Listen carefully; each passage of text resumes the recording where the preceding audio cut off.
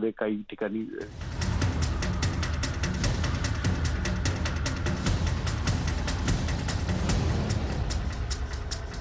मला आपल्याबरोबर नक्कीच शेअर करायला आवडेल, किंबहुना आपल्याला ह्याची माहिती मिळालेलीच आहे. पण हे एकटे आपल्या यंत्रणेचं यश नाही. जर आपला सहभाग आणि आपलं सहकार्य या लढ्यामध्ये मिळालं नाही तर आपण हा लढा यशस्वी तर सोडाच, लढूच शकणार नाही. म्हणून पहिल्या प्रथम मी आपल्या सर्वांना धन्यवाद देतोय की आपण अत्यंत संयमाने, जिद्दीने आणि शिस्तीने ह्या लढाईमध्ये शासनाला आणि महापालिकेला, मुंबई महापालिकेला मदत करत आहात. दुसरा विषय आहे, त्याच्यावरती मी बोलणारच आहे. पण आपल्या भेटीला आलोच आहे तर कोरोनाच्या बाबतीत थोडीशी माहिती देणं हे मला आवश्यक वाटतंच. आपल्याला ही कल्पना आहे की आपण जे काही निर्बंध गेल्या काही दिवसापासून लावलेले आहेत त्या बाबतीत मी गेल्या वेळेला बोललो होतो की एक गोष्ट नक्की की रुग्णसंख्या जी काही झपाट्याने वाढत होती ती रुग्णवाढ आता किंचित थांबले नव्हे, ती आता थोडी थोडी थोडी खाली यायला लागलेली आहे. आता खरं आपण एका धोक्याच्या वळणावरती उभे आहोत. कदाचित आपल्याला असं वाटेल की आता ही लढाई आपण जिंकतो आहोत. नाही, अजिबात नाही. अजूनही एवढा गाफीलपणा आपल्याला परवडणारा नाही आहे. हां, ही गोष्ट खरी आहे की महाराष्ट्रामधल्या काही जिल्ह्यांमध्ये रुग्णवाढ थोडीशी उतरायला लागलेली आहे. पण त्याचबरोबरीने काही जिल्ह्यांमध्ये रुग्णवाढ थोडीशी व्हायला लागलेली आहे. ही नाही म्हटलं तरी त्या जिल्ह्यांसाठी ही एक धोक्याची घंटा आहे. इतर देशामध्ये काय चाललेलं आहे ह्या बातम्या आपण वाचता आहात.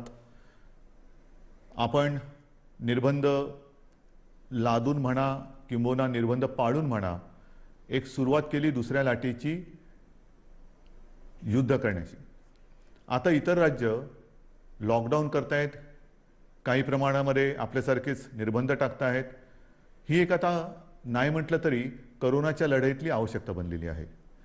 आज मी आपल्याशी बोलताना हे एक दिलासादायक चित्र आपल्याला सांगत असतानाच आणखीन एक बातमी जी आलेली आहे की देशात, जे मी गेल्या वेळेला आपल्याला बोललो होतो आणि आपण त्याची तयारी गेल्या महिन्यापासून करतो आहोत, ते म्हणजे आता केंद्र सरकारच्या विज्ञान विषयक सल्लागारांनी एक इशारा दिलेला आहे की देशामध्ये तिसरी लाट येते आहे, सावध राहा. सावध राहा म्हणजे काय करायचं?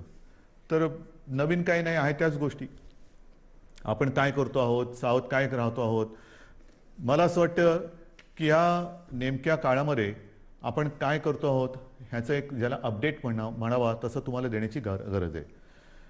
आज आपल्याकडे साधारणतः म्हणजे 25 एप्रिलला आपल्याकडे राज्यात 6,98,000 म्हणजे जवळपास आपण 7 लाखाला पोहोचलो होतो, एवढे सक्रिय रुग्ण होते. आणि 4 मे म्हणजे काल आपल्या राज्यात 6,41,900 इथपर्यंत ही रुग्णवाढ आपण थोपवून ठेवून थोडीशी खाली आणलेली. ही नक्कीच दिलासादायक गोष्ट आहे. मात्र जे मी तुम्हाला सांगितलं की रुग्णसंख्या काही जिल्ह्यात घटत असली तरी काही जिल्ह्यात मात्र थोडीशी वाढ होते आहे, त्याच्यावरती आपण लक्ष ठेवून आहोत. आपल्याकडे जी आरोग्य व्यवस्था आहे त्या आरोग्य व्यवस्थेमध्ये आपण नक्कीच वाढ करत चाललेलो आहोत. आपण जवळपास आता आयसोलेशन बेड्स हे 4.5 लाखापर्यंत नेलेले आहेत. जवळपास 1 लाख ऑक्सिजन बेड्स आहेत, 30,000च्या आसपास ICU बेड्स आहेत आणि 12,000च्या आसपास आपल्याकडे व्हेंटिलेटर्स आहेत. थोडक्यात सांगण्याचा मुद्दा काय की ही वाढ आपण करतो आहोत. जिथे जिथे आवश्यकता असेल तिथे आपण ह्या वाढीला म्हणजे वाढीला नाही, रुग्णवाढ थोपवायला आरोग्य सुविधा वाढीसाठी मंजुरी दिलेली आहे. अगदी न थांबता जिथे जिथे जे जे करणं गरजेचं आहे ते करा असे स्पष्ट निर्देश मी प्रशासनाला दिलेले आहेत. लसीकरणाच्या बाबतीत तीही कल्पना मी आपल्याला दिलेली आहे की साधारणतः 18 ते 44 ह्या वयोगटातील 6 कोटी नागरिकांना आपल्याला लसीकरण करायचं आहे. ती जबाबदारी केंद्राने आपल्यावरती टाकलेली आहे, ती आपण समर्थपणाने घेतलेली आहे. मागे जे बोललो तेच पुन्हा सांगतो की 6 कोटी जनतेला 2 डोस म्हणजे 12 कोटी डोस एक रकमी एका चेकने घेण्याची आपली तयारी आहे. जसजसा लस पुरवठा होईल तसतसा आपण हा आपला लसीकरणाचा वेग जो 5 लाख एका दिवसात आपण करून दाखवलेला आहे तो अगदी 10 लाखापर्यंत पण नेण्याची आपली क्षमता आहे. त्याहूनही अधिक आपण नेऊ शकतो एवढी तयारी आपली झालेली आहे. लसीकरण मी केंद्रावरती आरोप करत नाही, परंतु केंद्राची सुद्धा अडचण आहेच. कारण ज्या प्रमाणामध्ये लसीचं उत्पादन हे आता हळूहळू वाढतंय, त्या प्रमाणामध्ये लसीचा पुरवठा आपल्याला होतो आहे. म्हणून तूर्त आपली क्षमता आणि मर्यादा ह्या दोन टोकाच्या गोष्टी झालेल्या आहेत. जसजसा लस पुरवठा वाढेल तसतसं हे लसीकरण सुद्धा आपण वाढवू. मग त्याच्यानंतर ऑक्सिजनच्या बाबतीत सुद्धा मी सांगितलं की साधारणतः रोज 1200 मेट्रिक टन ऑक्सिजन आपण दर दिवशी आपल्या राज्यामध्ये उत्पादित करतो. आज हा जो वापर आहे तो 1700 मेट्रिक टनच्या आसपास झालेला आहे. एवढा रोजचा आपल्याला ऑक्सिजन आज लागतोय. किंबहुना कालच आपण पाहिलं असाल की आपण केंद्राला आणखीन एक पत्र दिले आणि आम्हाला 200 मेट्रिक टन अधिक ऑक्सिजन पाहिजे ही मागणी आपण त्यांच्याकडे नोंदवलेली आहे. 1200 मेट्रिक टन हा आपल्या राज्यात उत्पादित होणारा ऑक्सिजन आणि त्याच्यावरचा 500 मेट्रिक टन ऑक्सिजन आहे तो केंद्र सरकार आपल्याला इथून तिथून राज्यातून बाहेरच्या राज्यातून नेण्यासाठी किंवा देण्यासाठी त्यांनी आपल्याला एक परवानगी दिलेली किंवा मंजुरी दिलेली आहे. हे झालं आजचं चित्र. पण तिसऱ्या लाटेसाठी तयार राहा हे जे काय आता आपल्या केंद्राचे देशाचे वैज्ञानिक सल्लागार बोलत आहेत, आपण याची तयारी सुरू केलेली आहे. मी गेल्या काही दिवसांमध्ये प्रशासनाला याही सूचना दिलेल्या आहेत की महाराष्ट्र जो आज 1200 मेट्रिक टन ऑक्सिजन रोजचा निर्मिती करतो आहे, ही निर्मिती आपल्याला किमान 3000 मेट्रिक टनापर्यंत न्यायची. किमान म्हणजे 1200च्या पुढे जवळपास 1800 मेट्रिक टन अधिक ऑक्सिजन आपल्याला येत्या काही दिवसात उत्पादन केलाच पाहिजे, हा आपला आग्रह आणि आपला कटाक्ष आहे. आणि सुरुवात झालेली आहे. मग वेगवेगळ्या प्रकारचे प्लांट्स आहेत, PSA असतील, आणखीन काही असतील. आता आपण 300 PSA मी मागे सांगितलं तुम्हाला प्लांट उभारणीसाठी मंजुरी दिलेली आहे.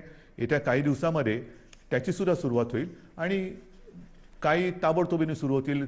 जसजसा प्लांट लावायला म्हणजे त्याच्या बांधकाम असेल आणखीन काही असेल त्याला जसा वेळ लागतो तेवढा वेळ लागेल आणि लवकरात लवकर ऑक्सिजन मिशन ऑक्सिजन हे त्याला मी नावच दिलेलं आहे, मिशन ऑक्सिजन. येत्या काही दिवसात महाराष्ट्र हा ऑक्सिजनच्या बाबतीत स्वयंपूर्ण झालाच पाहिजे, ही आपली अटकळ नव्हे, हे आपलं कर्तव्य आहे आणि त्या दृष्टीने आपण हालचाल हे करतो आहोत. आणखीन एक गोष्ट हे आता तुम्हाला थोडंसं सांगणं मला गरजेचं आहे. रेमडेसिवीरच्या बाबतीत मी तुम्हाला सांगितलेलं आहे, हळूवारपणाने केंद्र आपल्याला जो कोटा त्यांनी दिलेला आहे त्याच्यात हळूवार वाढ होते आहे. अजूनही पूर्ण जेवढी आवश्यकता आहे तिथपर्यंत आपण पोचलेलो नाही, पण हळूवारपणाने त्याच्यात थोडी प्रगती होते आहे. आणि रेमडेसिवीरचा पुरवठा हा आवश्यकतेनुसार आपण प्रत्येक जिल्ह्याला करतो आहोत. काही जणांची तक्रार आहे की आमच्याकडे एवढे रुग्ण असताना आमच्याकडे एवढेच इंजेक्शन्स येतात. ही तक्रार आहे, जरूर आहे. पण त्यासाठी आपण आणखीन एक गोष्ट सुरू केलेली आहे. एक काल परवापासून मी जो आपला टास्क फोर्स आहे त्या टास्क फोर्सला आपल्या जसं मुंबई आहे, पुणे आहे, ठाणा आहे, मग कुठे भंडारा असेल, नागपूर असेल, सोलापूर असेल, ह्या तिथल्या जिल्ह्यातील आणि तिथल्या शहरातील जे आपले फॅमिली डॉक्टर्स आपण ज्याला म्हणतो, जो कुटुंबाचा डॉक्टर, त्यांना सगळ्यांना झूम कॉलवरती एकत्रित करून मार्गदर्शन करायला आपण सुरुवात केलेली आहे. काय करायचं, आपल्याकडे रुग्ण आल्यानंतर त्याला कोविड झालाय तर घरातल्या घरात म्हणजे आपण म्हणतो ना की आवश्यकता नसेल तर हॉस्पिटलमध्ये येण्याची गरज नाही, पण आवश्यकता असेल तर हॉस्पिटलमध्ये त्वरित आलं पाहिजे. मग हे नेमकं जो काही एक मी म्हणेन फरक आहे तो कसा करायचा. घरी असेल तर घरच्या घरी कोणती औषधे दिली गेली पाहिजेत, कोणती दिली म्हणजे द्यायची गरज नाही आहे किंवा देण्याची गरज नसताना सुद्धा दिली जातात ती टाळली पाहिजे, याचं संपूर्ण मार्गदर्शन आपल्या राज्यातील सर्व वाड्या वस्त्या अगदी गल्ली बोळातले सुद्धा जे आपले चांगले डॉक्टर्स आहेत, अनेक वर्ष जे प्रॅक्टिस करतायत आणि त्या वस्तीला एक आधार म्हणून काम करतायत, त्या सगळ्यांना सोबत घेऊन आपण पुढे जातो आहोत. रेमडेसिवीर असेल, अगदी इतर काही गोष्टी असतील, या सगळ्या बाबतीत आपण स्वयंपूर्ण होण्याच्या दृष्टीने वाटचाल करतो आहोत की जेणेकरून तिसरी लाट, दुसरी लाट तर लवकर थोपवायची आहेच, पण तिसरी लाट सुद्धा जर का आली तर तिचा घातक दुष्परिणाम आपल्या राज्यावरती होऊ द्यायचा नाही, हा चंग बांधून आपलं महाराष्ट्र सरकार काम करत आहे. हे झालं एक कोरोनाच्या बाबतीतचं. मग दुसरा मुद्दा आहे तो साहजिकच आहे. जसा पहिला मुद्दा मी सांगितला की सुप्रीम कोर्टाने आज मुंबई महापालिकेच्या लढाईचं कौतुक केलेलं आहे, तसंच ही लढाई आपण लढत असताना ही जिकराची लढाई, जीवावरती बेतलेलं हे संकट आहे अगदी देशात हाहाकार झालेला आहे आणि अशी ही लढाई आपण जिद्दीने लढत असतानाच एक सुप्रीम कोर्टाने आणखीन एक निर्णय दिलेला आहे, तो मात्र थोडासा निराशाजनक आहे. बरोबर आहे, मराठा आरक्षण. मराठा आरक्षणाची ही लढाई आपण न्यायालयाच्या माध्यमातून न्यायालयाकडे आपण न्यायालयात लढत होतो. आपल्याला सर्वांना कल्पना आहे की काही वर्षांपूर्वी आपल्या विधिमंडळामध्ये सर्व पक्षांनी, म्हणजे तेव्हा तर शिवसेना आणि भारतीय जनता पक्षाची युतीच सत्तेमध्ये होती आणि विरोधी पक्ष म्हणजे जे आज आपले सहकारी आहेत काँग्रेस आणि राष्ट्रवादी, ह्या राज्यातील प्रमुख 4 पक्षांनी आणि इतर सर्वांनी एकमुखी एकमताने मराठा समाजाला आरक्षण देण्याचा कायदा पास केला. तो मंजूर केला, मग त्याला आव्हान दिलं गेलं. उच्च न्यायालयामध्ये आपण ही लढाई जिंकलो, त्याला आव्हान दिलं गेलं, मग सर्वोच्च न्यायालयात ही लढाई गेली, सर्वोच्च न्यायालयात ही लढाई आपण लढलो आणि दुर्दैवाने आज हा निराशाजनक निकाल ह्या अगदी लढाईच्या ऐन भरामध्ये आलेला आहे. नेमकं काय झालं? जे काही एक ढोबळमानाने निकाल आलेला आहे, कारण आता निकालपत्र ते आता हाती आलेले, त्याच्यावरती आणखीन डिटेलमध्ये काम सुरू आहे, त्याचा अभ्यास सुरू आहे. पण सर्वानुमते एकमुखाने घेतलेला हा निर्णय सुप्रीम कोर्टाने त्याच्या विरोधात निकाल दिलेला आहे. मग असं कोणीतरी म्हणालं की आम्ही जे उच्च न्यायालयात जिंकलो ते सुप्रीम कोर्टात तुम्ही हरलात, तुम्हाला लढताच आलं नाही. नाही, असं अजिबात नाहीये. ज्या वकिलांनी आपल्याला उच्च न्यायालयामध्ये विजय प्राप्त करून दिला, बाजू मांडली, यशस्वीपणाने मांडली, तेच वकील त्याच्यात कुठेही बदल न करता किंवा त्यांच्यात अधिक काही वकिलांची आपण त्यांना मदत देऊन ही लढाई आपण अत्यंत योग्यपणाने, समर्थपणाने सर्वांचं मत एकत्र घेत आपण ही लढलो आहे. पदरी निराशा आलेली आहे, पण निराश झालो किंबहुना निराश झाला तर तो महाराष्ट्र कसला. मी खास करून मराठा समाजाला एक वेगळ्या दृष्टीने धन्यवाद देतो आहे की त्यांनी फार समंजसपणाने हा निर्णय जो आहे हा ऐकलेला आहे. कुठेही थैथयाट केला नाही, आदळआपट केली नाही. त्याच्याबद्दल मी तमाम माझ्या मराठा समाजातील माता भगिनींना, बांधवांना हात जोडून धन्यवाद देतो आहे. आणि त्यांच्या नेत्यांनी सुद्धा, मी विशेष उल्लेख करेन, छत्रपती संभाजीराजे यांनी सुद्धा अत्यंत समंजस्याने आपली प्रतिक्रिया दिलेली आहे. हे दिवस लढाईचे नाही आहेत, निदान आपल्या तरी नाही आहेत, कारण सरकार आणि आपली भूमिका एक आहे. जर सरकार या निर्णयाच्या म्हणजे आरक्षणाच्या विरोधात असतं तर लढाई मी समजू शकत असतो, पण सरकार आपल्यासाठी लढतंय, आपली बाजू मजबूतीने सुप्रीम कोर्टात मांडते किंवा ती मांडली, आणि तरी सुद्धा हा एक निराशाजनक निर्णय आल्यानंतर मला असं वाटतं अजूनही लढाई संपलेली नाहीये. कारण लढाई केव्हा संपते, सगळं काही अंधार पसरतो तेव्हा.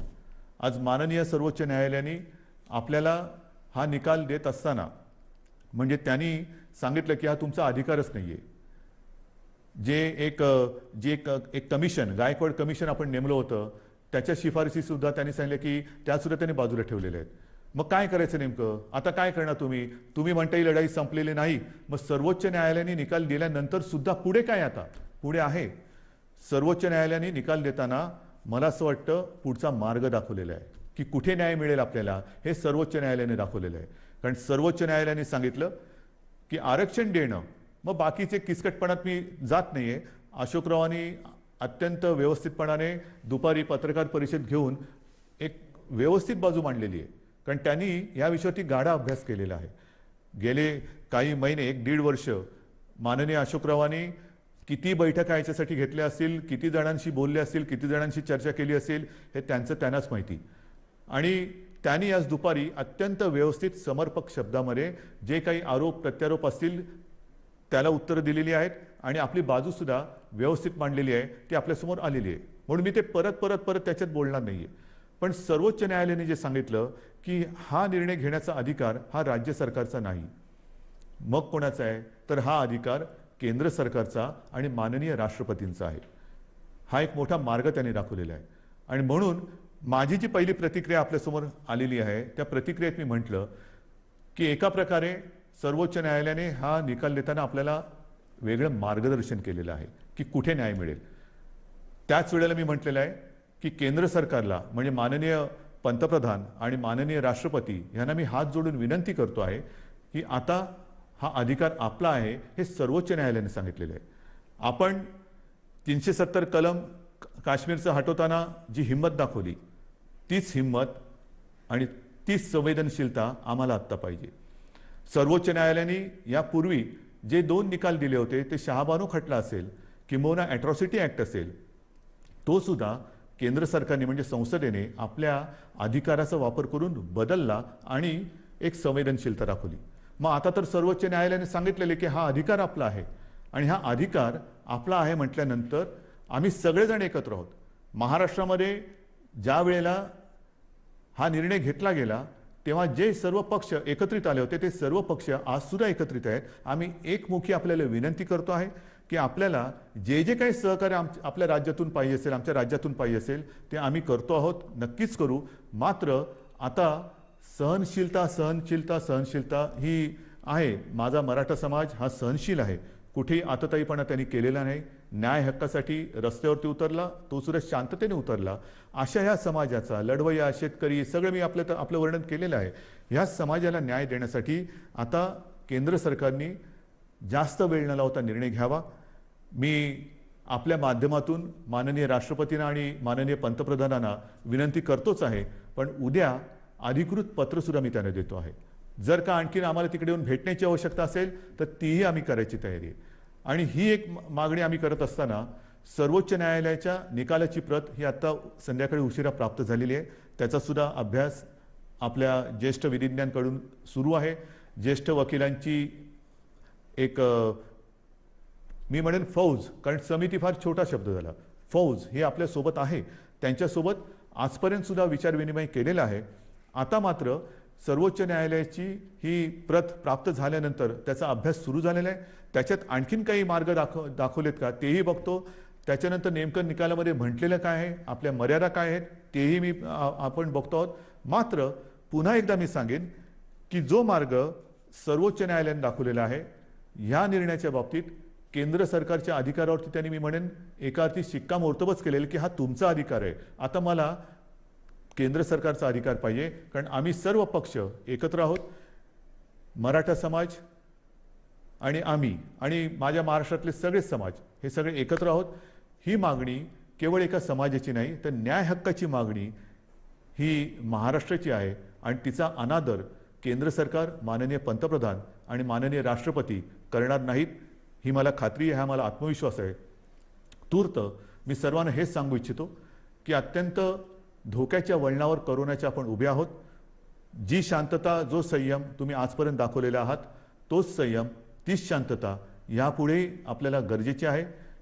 आता संयम आणि शांतता 2 लढाईसाठी पाहिजे.